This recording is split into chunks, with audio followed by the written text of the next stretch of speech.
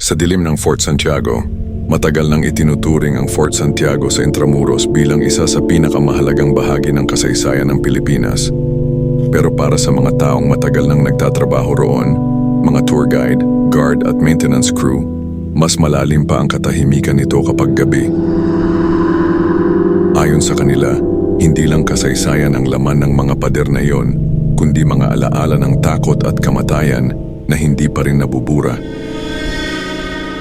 Noong panahon ng Kastila, ginamit itong kulungan ng mga rebelde at pinaghihinalaang kalaban ng korona. Pero noong ikalawang digmaang pandaigdig, naging isa itong impyerno para sa libu-libong Pilipino na ikinulong, pinahirapan at pinatay ng mga sundalong Hapones. Marami sa kanila ang namatay sa loob ng dungeon, walang pagkain, walang tubig at nakatali sa kanilang mga kamay at paa.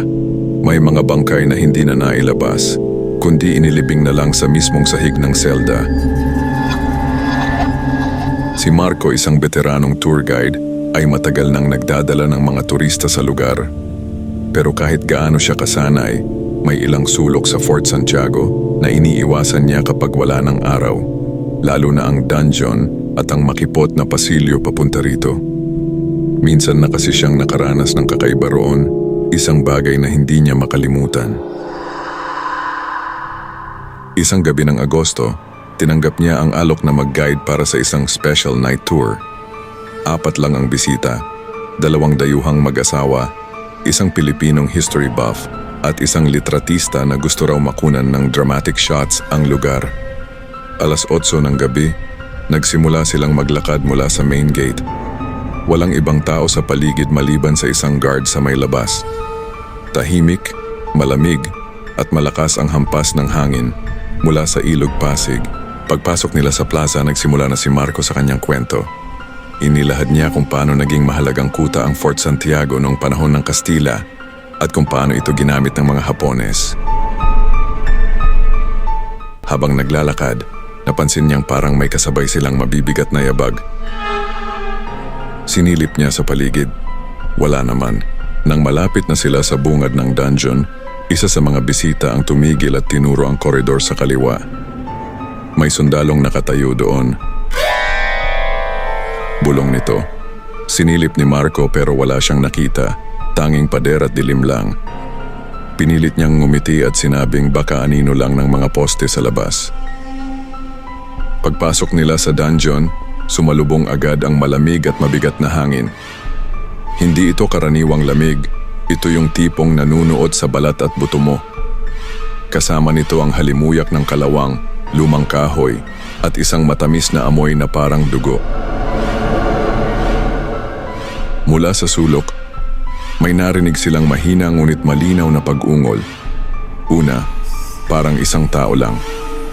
Habang lumalapit sila, dumadami ito. Nagiging parang sabay-sabay na tinig ng mga lalaking humihingi ng awa.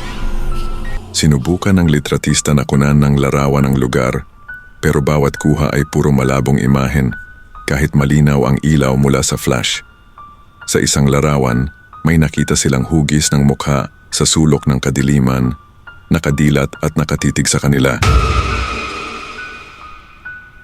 Wala roon ang mukha ng silipin nila, pero ramdam ni Marco na may mga matang sumusubaybay sa kanila. Habang palabas na sila ng dungeon, biglang naramdaman ni Marco na may malamig na kamay na dumampi sa kanyang balikat. Mabigat, parang humihila. Napatigil siya at sa gilid ng pandinig may bumulong ng salitang hindi niya maintindihan. Nang lingunin niya, wala namang tao sa likuran. Pagdating nila sa exit, napansin ng mag-asawang bisita na basa ang semento sa sahig, kahit walang tumutulo mula sa kisame. Nung tingnan ng malapitan, mapula ang kulay. Pero unti-unti itong naglaho sa mismong harap nila. Walang nagsalita. Tahimik silang naglakad palabas hanggang matapos ang tour. Kinabukasan, nagbalik si Marco para sa regular day tour. Habang dumadaan siya sa pinto ng dungeon, naramdaman niya ulit ang malamig na hangin at sa malayo, tila naririnig niya ang mga yabag ng sundalo at mahinang iyak ng mga bihag. Hindi Hindi niya na ito pinansin, pero mula noon, lagi siyang nagdarasal bago pumasok sa lugar na iyon.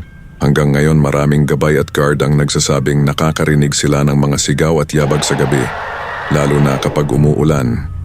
At para sa mga naniniwala, ang Fort Santiago ay hindi lang isang monumento, ito rin ay libingan ng mga alaala at kaluluwa na nananatiling gising sa dilim.